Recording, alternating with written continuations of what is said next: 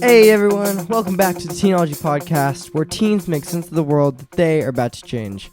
I'm your host, Aiden Middleton, and I'm excited to be here with you guys, with my dad. Your dad, fill in the blank name?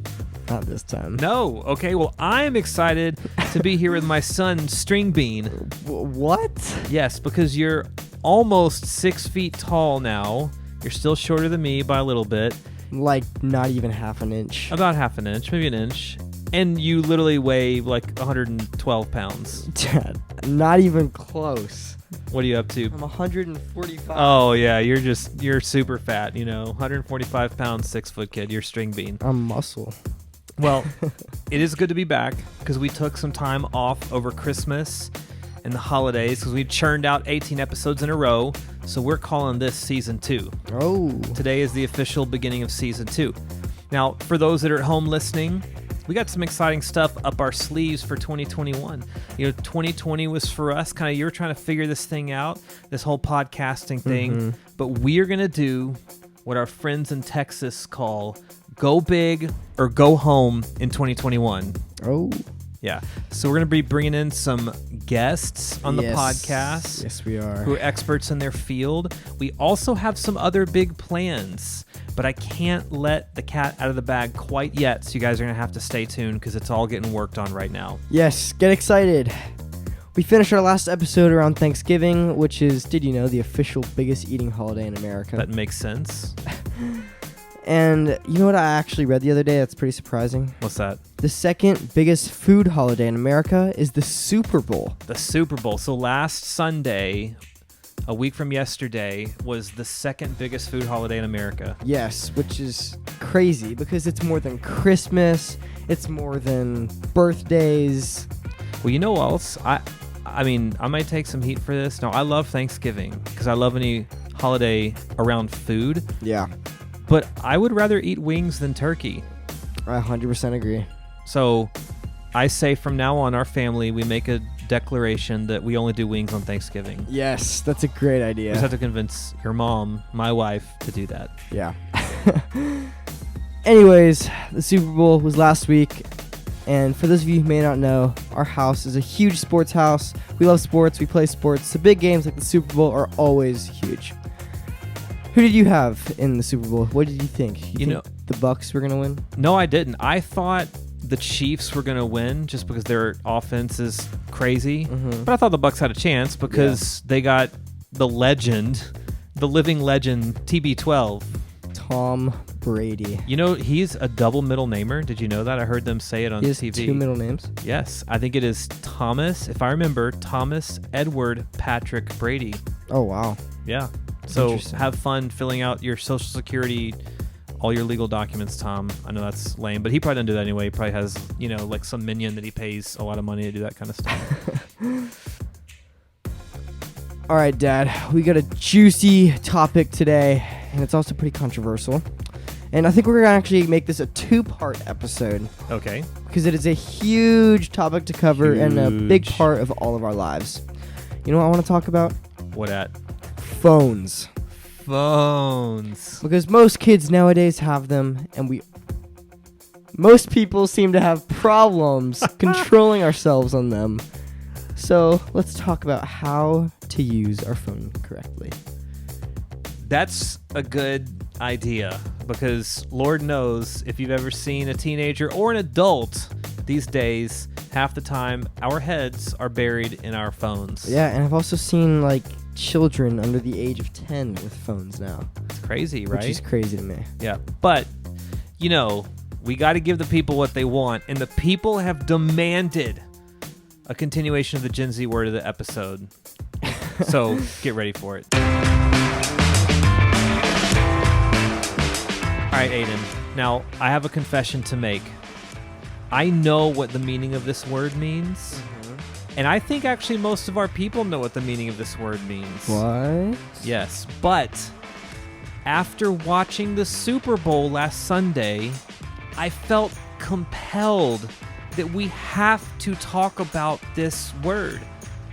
Because Tom stinking Brady 43 years old, played in his 10th Super Bowl, and it was his 7th win.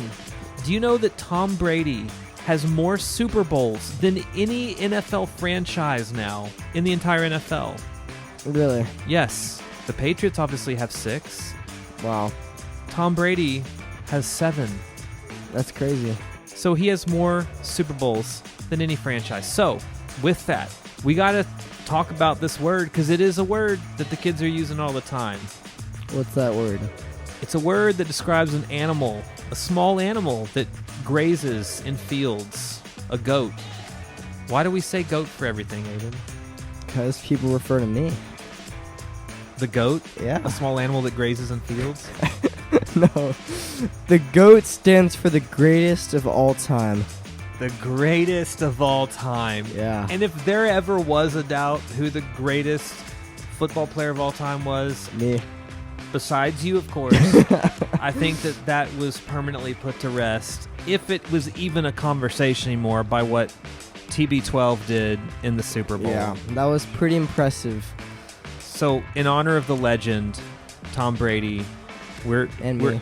and you, of course, we're educating the people. If there's anybody that actually lives under a rock and doesn't know what GOAT means by now, well, now you know. You're welcome. You're welcome. All right, bud. Let's get to the content of our episode. All right. So, as you know, phones are everywhere. Yes, they are. Most every single person has one. Yep. And I personally got one right before I turned 14. So I've had an iPhone for a little over a year, and it has been an adjustment. It has changed my life. I hope that that's a positive thing. In a good and bad way. Okay. You've taken away from me a few times, some for a day, some for several days. I have restrictions on it. That's right. And Breach. yeah. Okay. So what's up with that? Yeah, so what's up with that? I know that you think that me and your mom are like the worst parents ever for taking away your phone sometimes. No. No. All right, well, you're maturing, young man. Now, before we get into that, I'm going to answer some of those questions. I actually want to provide a few statistics for you guys that are listening, because some of these statistics are actually pretty shocking. Mm-hmm. And the reality is, honestly, is that these statistics apply to us as adults as well. Now, kids may get a bad rap around some of this kind of stuff because they probably do spend a little bit more time on their phones than adults, but honestly, not very much. And so we as adults are just as guilty of overusing our phones at times. So here's a few statistics for you guys. Let's hear it. All right. The first is according to Business Insider, which is a well-known website and have some really interesting videos on their YouTube page, covers business and other things like that in America. And they are credible. Yeah, they're really cool. The average adult touches their phone 2,617 times a day. Oh, wow. The top 10% of people touch it over 5,400 times per day. What? And social media average use of social media is 144 minutes per day. That's over 2 hours. It's almost 2.5 hours. That's hard to believe. This does not include reading the news. This does not include reading your emails or playing games on the phone. That is mind-boggling. This is adults, okay? There's another website called Common Sense Media that studies media use among teens and other people. And one of the things that they found in their use was that teens spend over 7 hours a day looking at a screen. Wow. This could be a phone, a TV, a laptop, but that is an insane amount. Yeah, well, it's also up because of Corona and lots of people going home from school. Yeah, Or school from absolutely. home. Actually, I think this was before Corona, so Wait, this really? is actually probably worse now. Oh, wow. And even more usage. 69% of teenagers watch YouTube every single day. Well, that's Now- not really surprising to me. Yeah, I mean 7 and 10, that makes sense. But here's one of the saddest things, honestly, of all these, is that some of these people, these sociologists that study this, are estimating that the younger generation will spend 10 years of their waking life on social media. What? So that means if you add up the 2.5 to 3 hours a day that we're on social media, the average person and kid, that if you add all of those hours up, right, let's just say it's 2 hours. So every 12 days, you're spending one 24-hour 24 hours worth of time on social media. Yeah. And so if you add all of that up, they're saying that a vast majority of the younger generation by the end of their life will spend 10 years of their waking life on social media. That's sad and crazy at the same time. Yeah. So now let me say this. Now I get this. It's tough on kids and adults, and I get it because it is highly addictive, right? And there's a lot of people that have talked about these things that happen in our brain, what scientists call dopamine hits. And so when somebody likes a post or interacts with you or says something nice, it gives us this little bit of gratification, right? And so it releases a chemical in your brain, adult or child, to make it at some level addictive. Now, one of the things that we say on our podcast, is the Teenology podcast, is to help teens make sense of the world that they're about to change. Mm-hmm. Here's what I want to kind of put out to you guys out there, is that you will never change the world if you are constantly distracted by small things. I think distraction is one of the biggest tools that the enemy uses to keep you from fulfilling your destiny and changing the world for Christ. Yeah. So smartphones there's no way they're going anywhere anytime soon. Yeah, they're here to stay. Yeah. What do you suggest on how we use them? So I think the first thing that we should do is that if you haven't done this with your parents, then sit down with them and just have a conversation about boundaries. Yeah. So have to say, I need boundaries on my phone. You need boundaries on your phone, right? And so everybody needs boundaries. This isn't something that only applies to kids, but applies to adults as well.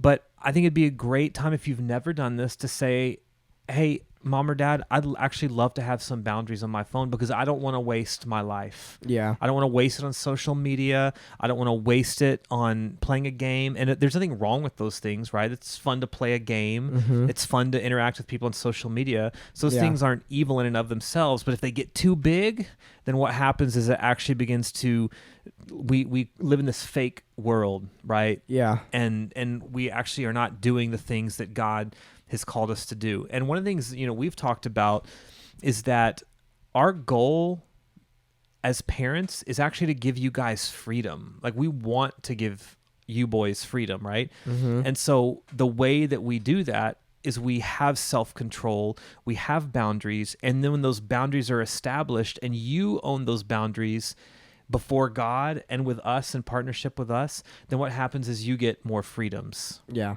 And so this is kind of a principle in life, but the more that you kind of have self-control in your own heart, the more freedom that you get in life. Yeah, makes sense. So what I actually don't want to do is to give you or your brothers tons and tons and tons of rules that you have to abide by, right? We want you to see the purpose behind it, and your heart gets changed by Jesus, and you go, man, I realize that, I probably do spend a little bit too much time on my phone, and so I'm actually going to regulate myself because I'm convicted by God by it. Yeah. So the first thing we want to talk about to you guys in this episode is set some boundaries, pray about it, talk to your parents about it. If you want to talk to a youth leader about it at your church, then talk to your youth pastor. But what we want to encourage you to do is set some boundaries of what would be a healthy use, because what we want to remember is that our phones are a tool. They're a tool to connect. They're a tool to get things done. They're a tool to engage, rather than being something that controls us. Yeah. 100%. All right, I hope you guys enjoyed that. That was our first part of our multi-part series on phones. That was some good information. Hope you guys enjoyed. You guys know how we do things. We keep it no cap on the Teenology podcast. If you guys missed any of the other episodes, make sure you go back and listen to them and tell your friends about our podcast. Follow us on Instagram at Teenology Podcast and send in questions and or topics you want to hear about. And be sure to keep an eye out for some pretty exciting stuff coming your way. Don't forget, the Teenology Podcast is where teens make sense of the world that they are about to change. See you guys later.